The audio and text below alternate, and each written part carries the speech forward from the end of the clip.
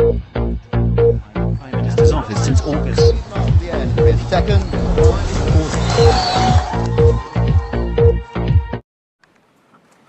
Hello. Reporting for the BBC, I'm Brendan Rowe.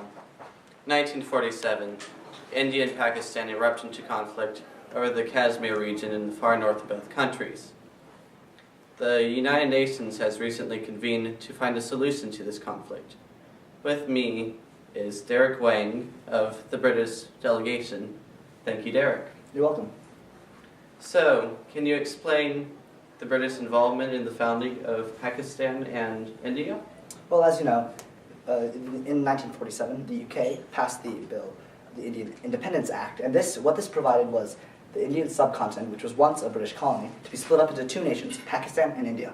Pakistan being in the northwest of a Muslim population, Muslim majority, excuse me, and then India in the south with the Hindu population.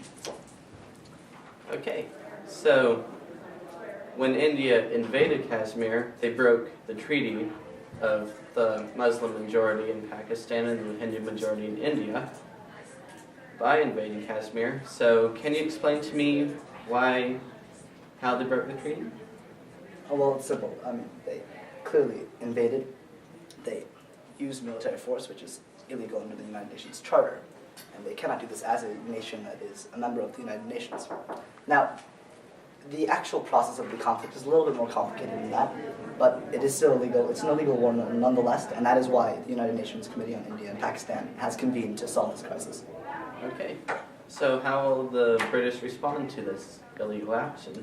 Well, what the British have in mind is that we want to ensure that Pakistani and Indian forces are all pushed out of Kashmir so that there are no actual fighting within the region. Now, instead, there will be UN peacekeeping forces that will be sent and deployed into the region to keep the area safe, as well as fight back against the tribal forces and irregular military forces that have been invading from both sides.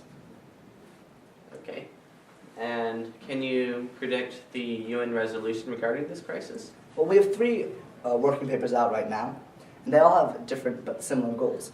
The United Kingdom's is that of complete demilitarization of the area known as Kashmir and Jammu, while there are others proposed by other nations that have ceasefire lines and are in more or less splitting the region. As far as the actual resolution will come out, it will definitely address the humanitarian issues of the region, especially focusing on food aid, clothing aid, and as well as education for the long term, so that Kashmiri people can be better fit to adapt to the future. Thank you very much, Derek. Well,